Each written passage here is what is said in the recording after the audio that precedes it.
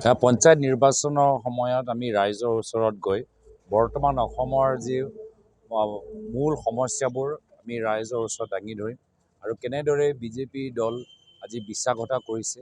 অসমৰ ভিতৰত তেওঁলোকে আটাইতকৈ বেছি উন্নয়ন নিজৰ বিজেপি দলৰ নেতৃত্বত থকা পৰিয়ালবৰ্গ কৰিছে।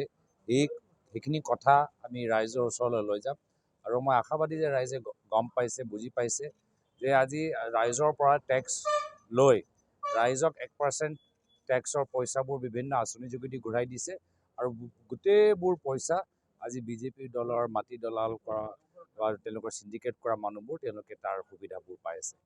গোটেই যে চৰকাৰ মাত্ৰ এজন বিশেষ পৰিয়ালৰ বাবে কাম কৰি আছে এনেকুৱা যেন অভিযোগ সকলৰ মনত উত্থাপন হৈছে, কিন্তু খালি ক'বলৈ ভয় কৰিছে। আমি এই পঞ্চায়ত নিৰ্বাচনৰ সময়ত অসমৰ মানুহৰ এই ভয়টো আমি নাইকিয়া কৰিবলৈ বিচাৰোঁ।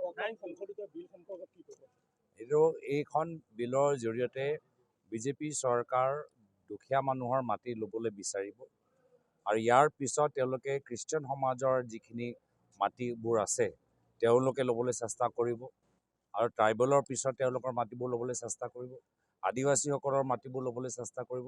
তেওঁলোকৰ এটাহে কাম মাটিৰ বেপাৰ আৰু এই মাটিবোৰ লৈ তেওঁলোকে ডাঙৰ ডাঙৰ ধনী ধনী মানুহক দিবলৈ বিচাৰে আৰু অসমৰ ভিতৰত আমি দেখা পাইছোঁৱেই যে আজি মাটিৰ সম্পৰ্কত গোটেই অসমৰ মাটিবোৰ লাহে লাহে এটা বিশেষ পৰিয়ালৰ ওচৰলৈ গৈ আছে।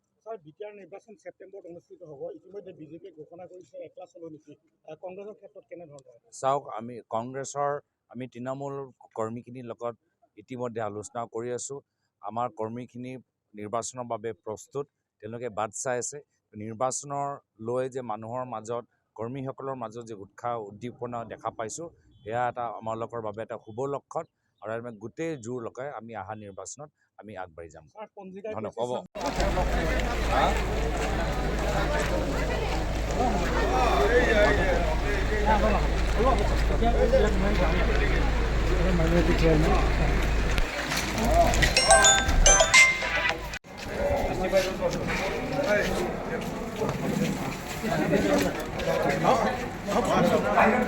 अच्छा, हाँ वाइस प्रेसिडेंट आप अरे मोहम्मद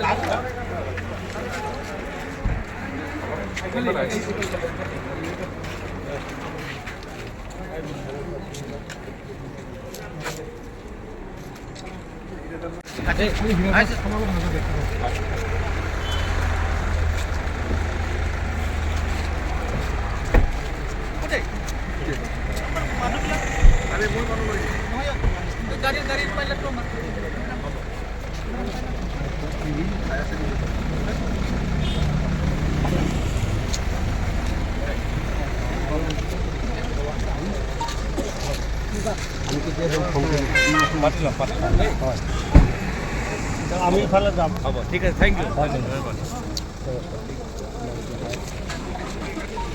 আহিছোঁ দে।